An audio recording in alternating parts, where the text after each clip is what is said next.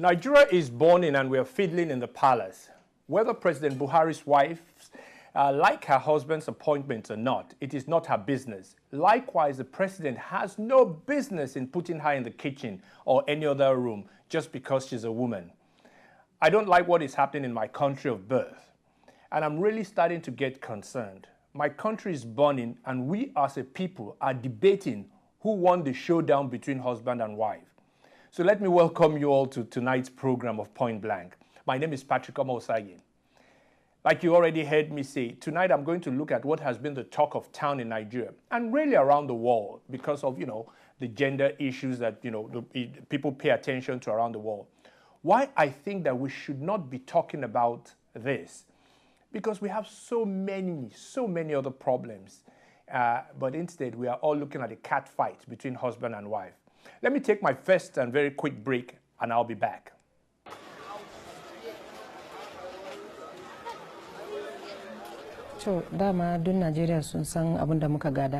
Well, every Nigerian knows what we inherited from the past government.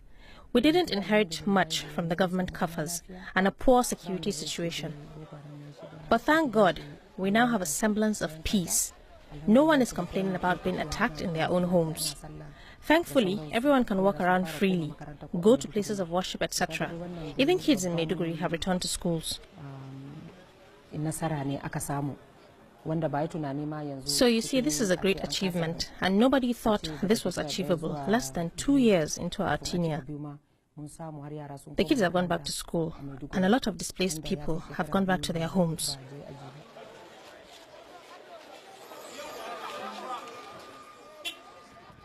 We did have some complaints to that effect, but we are hopeful that some actions will be taken. For instance, there are those who felt they put in a lot to the Buhari campaign, but are not involved now in major decision-making.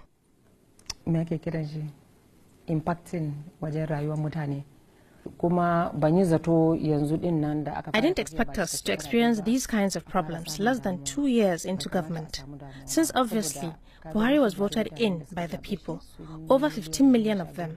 So we shouldn't be having these kinds of issues.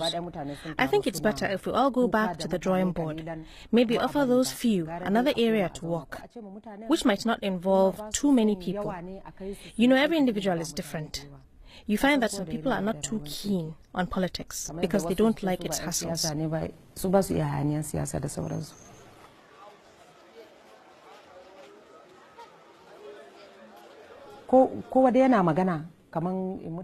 If people come to me and complain, I tell him what people are complaining about. But nonetheless, I know something will be done about it, God willing. Because the over 15 million people that voted him in will not allow the will of only a few to overpower theirs. Well,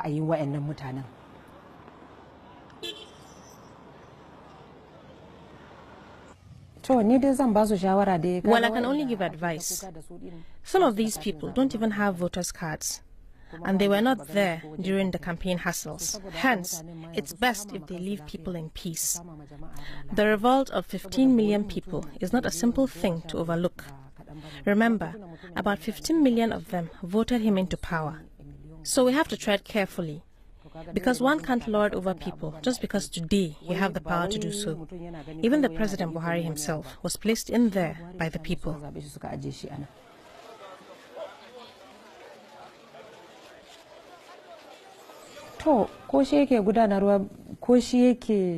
Well, if he's the one making all the decisions, he has to reflect the will of the people, not his own, especially if his will cause a lot of distress to his people.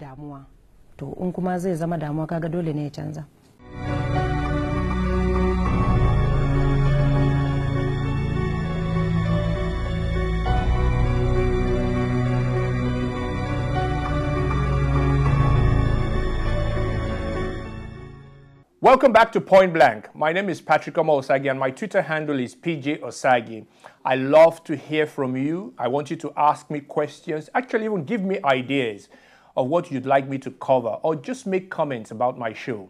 I really appreciate your watching Point Blank, where you watch me give you my own, just straight up opinion on issues surrounding our world. Now, let us go to the interview that was granted by Mrs. Buhari to the BBC, to the Hausa service of the BBC in Nigeria, where she talked about her husband, the elected president of Nigeria, that he has lost his way. Lost his way because, according to her, she has appointed people that he barely knows into positions of power in his administration. I mean, she is so mad about his appointments that she's actually said that if he contests in 2019, which is about 2.5 years from now, for a re-election, that she will not come out to mobilize women or might not even vote for his party, the APC. I don't, when people have asked me about this, and I've said, I really don't know what to make of this. But let me say this. First of all, this was a bold statement made by her, or bold thoughts to have come out in this very open forum to say this. There's no doubt she's entitled to her own opinion. But like they say, especially out here in America, that you can be entitled to your own opinion, but you can't be entitled to your own facts. Nigeria runs a presidential system of government. Her husband is the leader of that executive arm of government. It is a large and expensive system to run. The president has to appoint into positions of leadership thousands of people. How many of those people is he going to know? How many are going to even be loyal to him? Let's be honest. It's just the world in which we live today. He cannot know everyone. But according to Mrs. Buhari, she's really saying that personal knowledge, a man to man, no man to no man, has to be the criteria for appointment. These men and women who want to save or serve our country all have some sort of resume. And that is what the president should go by. It's about resume. I bet he did not know who Kachiku, the minister, was before he made him the NMPC boss and then later Minister of Petroleum. The fact is that Kachiku had a good resume to be appointed as a leader in the oil industry. That said, President Buhari has made some mistakes in his appointments. Many say that he's biased, favoring the North. I really don't care. What concerns me more is that is the country working, and that is where I have my doubts. It's not about his appointments. It's probably about his policy going forward. Now, if these people that he's appointed are performing well, then we cannot really have a debate. The debate should be what is wrong with the country. Are the people he's appointed or the policies that are being enacted, are they working for us? That is what should count to the people of Nigeria. So the debate in Nigeria and everywhere else is irrelevant to the prospects of a better Nigeria. What we want is for us, if at all we want to debate things, is whether we're moving in the right direction. And that should be the debate. I mean, and believe me, that is debatable. You are allowed to criticize. You are allowed to give an opinion, but it must be based on facts of the situation. And I think that is where Mrs. Buhari got it wrong. People are going to send me on my Twitter handle that, oh, no, you are this and that. It doesn't matter. I really would like to hear your opinion about this because it has become something that we're kind of trashing all over the place. But she said what she wants to say, and there's no problem with that. Everybody in leadership position, every husband, every wife has what we call missteps. We all make mistakes. If President Buhari has made some mistakes in his appointments, that is fine. I think he's allowed to have that. But for his wife to say he's made mistakes in appointing people he does not know, that is not, or that shouldn't be the criteria of appointing people to run a country like Nigeria. He cannot know everybody. It's almost impossible for him to be able to do that. That is where I think she's wrong. But you know what? I'm going to take another break. When I come back, I will go to President Buhari himself because his comeback on his wife is another very fascinating and interesting way to look at what is going on in Nigeria. So let's take that break and I'll be right back. I don't know which party my wife belongs to, but she belongs to my kitchen. and my living room and the other room.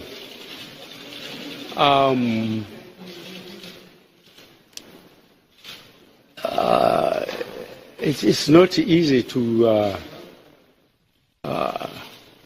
do away with your opposition or people who have not followed you along your campaign trail. I hope my wife will remember that I was in the field for 12 years. I tried 3 times. The fourth time, I managed to succeed, and I ended up the first 3 times, ending up in Nigeria Supreme Court. So I claim superior knowledge over her and the rest of the opposition, because in the end I have succeeded. I'm back and you're watching Point Blank this Thursday evening. My name is Patrick Omosagi. Before the break, I said President Buhari also committed a no-no. How can he, in front of a world audience, imply that his wife is not worthy of thoughts beyond the kitchen or any other room in his house? Apart from a world audience, he was also standing next to the leader of Germany, a woman, a strong woman, who I believe has not seen the kitchen in years. I mean, I don't think the leader of Germany knows where her kitchen is. But she controls, I think, the 3rd or 4th largest economy in the world. I think I think the president, even if he was joking, this is not a joke you go into in this timing. This is 2016. African women should not be relegated just to the kitchen or to the bedroom or to any other room as he implied. It's a no-no, but should it really be what we all in Nigeria or Nigerians around the world, is this something we should be crying foul about? Yeah, cry foul and move on. We have bigger problems than the issues of kitchen and bedroom. I know there are a lot of women in his cabinet, so maybe we'll say he shouldn't be joking about such, since he actually accepts women in his cabinet. They're not in the kitchen. It's because this kind of statements or belief about women has become very unacceptable in the world. If he was the president of a Western country, of a country that, is in the Western world, his re-election or even his power in office would be in some real trouble. Let me give you an example. I know this is not really comparable, but many years ago, I think about 2005, the president of possibly the best university in the world, possibly the richest university in the world, the president of Harvard University, Larry Summers, a one-time economic advisor or the head of the economic advisory team to President Bill Clinton, also had a no-no. In a presentation he made at some other smaller university or college, he actually said, which was really factual, that girls were not inclined in the sciences, mathematics in particular and engineering, than like boys. And that is why you have that disparity of women and men in science-oriented jobs.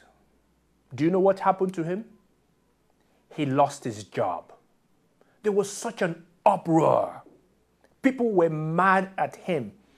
Yet, all the facts actually bore him out. That really most girls tend to, for whatever reason, what the world wants today is a world that is politically correct. I mean, and our president should actually understand that there are just some things you don't say anymore. You might believe it or actually know it for a fact, but the world is not interested in you making such, as they would call it, such disparaging comments about women.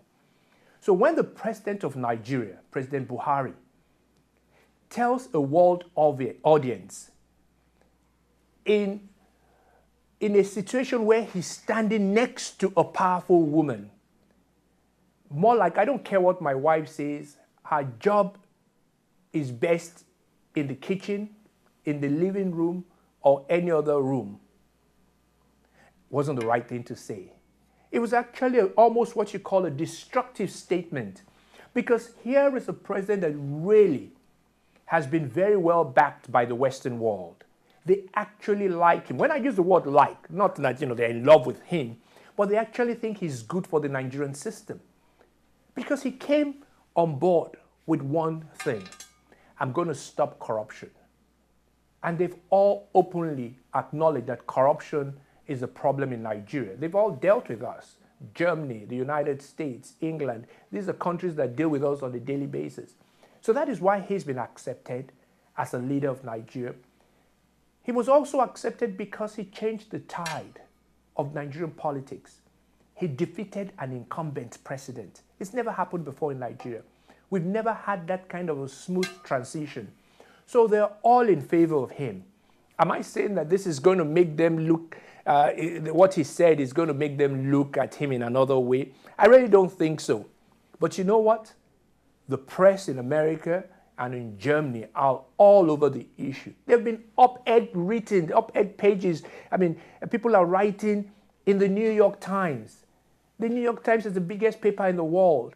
When they start writing about our Nigerian president talking about his wife in derogatory terms, of that she belongs in the kitchen or in his bedroom, we're in some kind of, I'm not going to say trouble, but it's something that they're trying to emphasize that he's from another generation, and this doesn't augur well for him. I hope it doesn't affect his negotiating powers, because now I can guarantee you, every time he steps out of this country, they're not going to taunt him, but they're going to bait him. That's what the American press in particular, that's what they do. They're going to bait him with questions, and I hope he'll be ready to answer the question, or possibly to put this away. If you had asked me, when he was asked that question at the press conference with the German Chancellor, all he should have said is that, look, this is between me and my wife, I mean, she's getting emotional because, we're having issues in Nigeria, but I'd like to move on, we'll talk about it some other time, but not now. But he fell for it. He went ahead and really kind of, showed his age or showed our culture, which is unfortunate. We still think that women should be subservient to their husbands who are considered lords, and it's unfortunate. But look, I'm not going to bloviate on this a lot. Let me take a quick break. But before I go, with all this that was happening in Nigeria, some good things happened. Something very good happened. 21 of the over 200 plus girls that were abducted by Boko Haram, the girls now known as the Chibok girls, 21 of them were returned safely. So I'll take a break. When I come back, I'll give you that good news. We'll share that good news with you. And I hope you also will all see it as good news. So let's take that break and you'll be back. We'll be back shortly.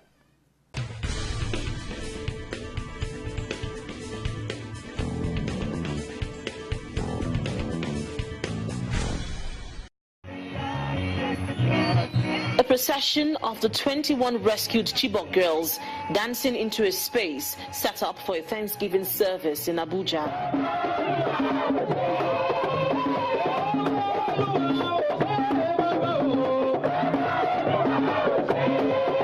The singing and dancing continues as one of the girls takes up the microphone and belts out Thanksgiving songs. The other girls join in the merriment.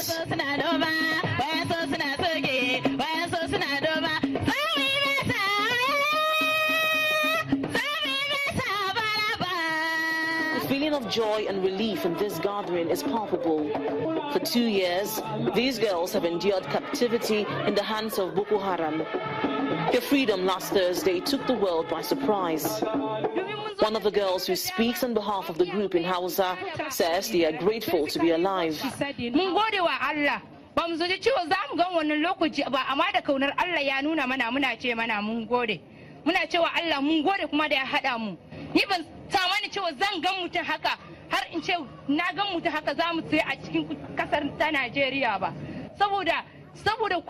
Bom wani lokaci ma jirki ya taba jafa bom kusa da ni ina nan a karkashin itace ina zaune jirki ya jafa bom kusa da ni haka amma bai same ni ba da ikon Allah na tsira bai same ni ba wannan ma ya isa in cewa Allah na gode mun zauna din yiwa ma na wata daya da kwana 10 mun zauna da yiwa na wata daya da kwana 10 amma ba mu mutu ba mun gode wa Allah. The service continues. The Reverend delivers words of encouragement to the girls. Who shall separate us from the love of Christ? Shall tribulation or distress or persecution or famine or nakedness or danger or sword? Midway into the service, the parents of the girls arrive. Not minding the downpour, the girls, on identifying their parents, run to embrace them. Tears flow freely and emotions are visible as the parents finally reunite with their children.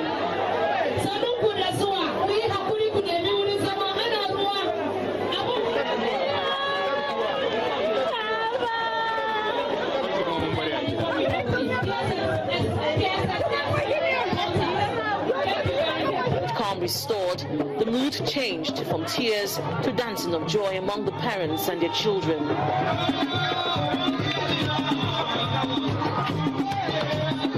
Some of the parents of the rescued girls speak about how they feel about the return of their children.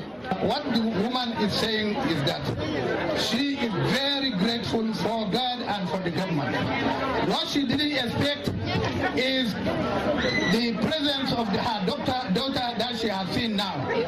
She said she didn't even expect that she'll set her eyes on the daughter. The Minister of Information assures that government is working for the release of the remaining girls. This is just the beginning, and we are very optimistic that inshallah very soon another batch bigger than this will be released to us. The girls were not handed over to their parents, but are to remain with government for some time for further medical assistance and counseling. Welcome back to Point Blank. My first two segments today were used to chastise the president of Nigeria and his wife for what I think were missteps on both of them on their part, and I believe that we can do better as a people in what we say and what we do. But in all this nonsense that, and I call it nonsense because, it's not something we should really be dwelling on. There's some good news. Something good happened. 21 of the over 200 girls that were abducted some 30 months ago were released. Anytime young girls who were forcibly taken away from the life they know, they were in school, they come back home to their loved ones, we should all be happy. And I congratulate the government for bringing some of these girls back home. What are we supposed to do? We have to celebrate with those parents. I cannot see myself not with my two daughters for 30 months and know that they've been taken by a radical group that could have used them for anything, who could have done anything to them.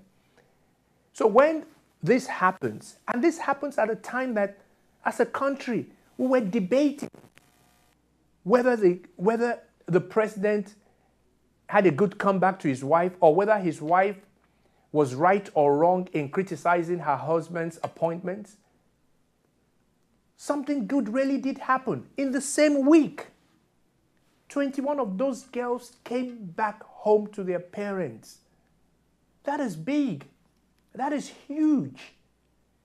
We cannot let good things fall under the radar and allow what I consider nonsense to be the issues that we debate in a country that we're having issues.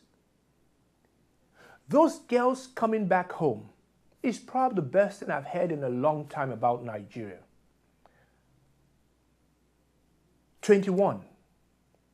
We're hoping at some time we can get the majority of them back.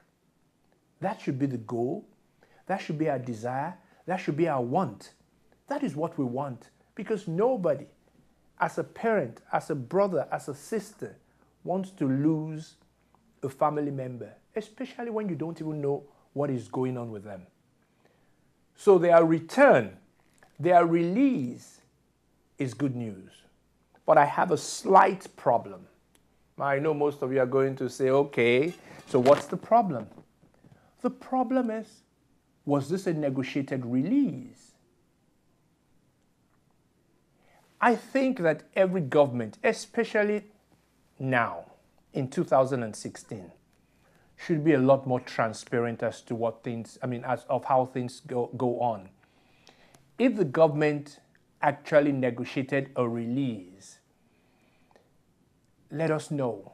If the government had to fight their way through to get these girls, let us know.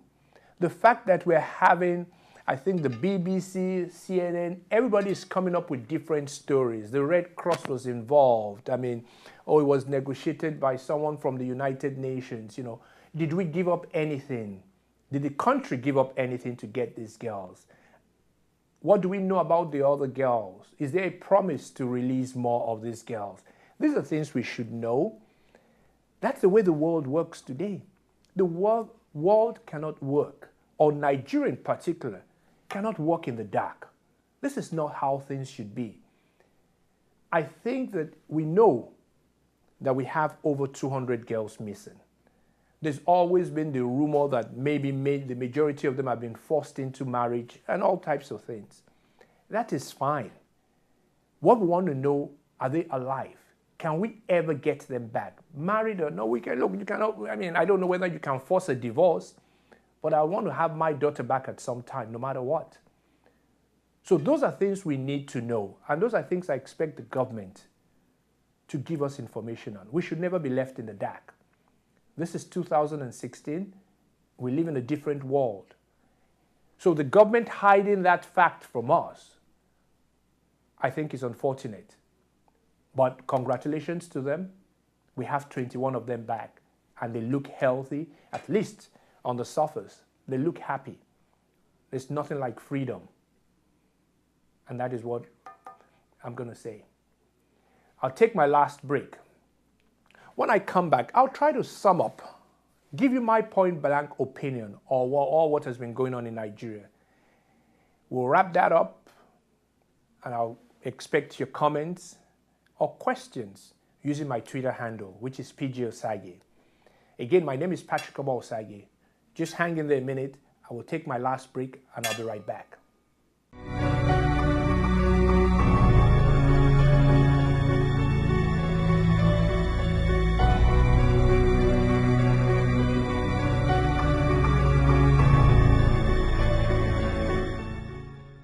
Welcome back. You're watching Point Blank this Thursday evening. And I'm not going to say, because my last segment I did talk about something very cheerful, the return of 21 girls out of the hundreds that were stolen by the Boko Haram group, a terrorist organization in Nigeria. So anytime you have 21 of them back, we should be happy as a nation. And we should actually congratulate the government for doing what it promised it would do. Now, like I said, whether this is through negotiated deals and, backroom channels and all that, maybe as a country we need to at least have an idea what we're doing, what our leaders are doing on our behalf. Because these are our kids. And I think we should have an idea of what was going on. But so let me leave that alone and let me come back to my first two segments, where I first discussed the interview of Mrs. Buhari, the wife of the president, with BBC, the British Broadcasting Service, or British Broadcasting Corporation, their Hausa service program, where she was interviewed. And in her interview really made some, look, as far as I'm concerned, really thoughtful arguments, but they were not based on reality or facts on how things should work. She's upset that, obviously her husband appointed people that he's not familiar with. And I think she thinks that those are the people that are messing up his government. Yeah, she has a reason to do that, but was it really her place to say that in public? Her saying it in public has led to the controversy, a controversy that the country doesn't really need. Her saying it led to her husband coming back hard at her, that I don't know what party my wife belongs to, but one thing I know is that she belongs in my kitchen, she belongs in my living room, and any other room in my house. Boy, that was sure a comeback. It is that comeback also that makes me cringe. It's a comeback, you cannot do that in today's world. Gender equality has become one of the drivers of the world. everybody needs to be taken seriously. No matter what you do, man, male, female, even transgenders, there are things I'm not in support of, but this is the world we live in today. Everybody needs to be taken seriously. Everybody needs to be respected. And I think the president made a mistake. I think Mrs. Buhari made a mistake, because these are not things we should be discussing. These are things that should be flying over. We shouldn't be talking about it, but we are. But in also a good time, 21 girls were returned. These have been my point-blank views this week. I hope to see you all again next week, Thursday, same time, same place. So from me, Patrick Omosagi, bye-bye.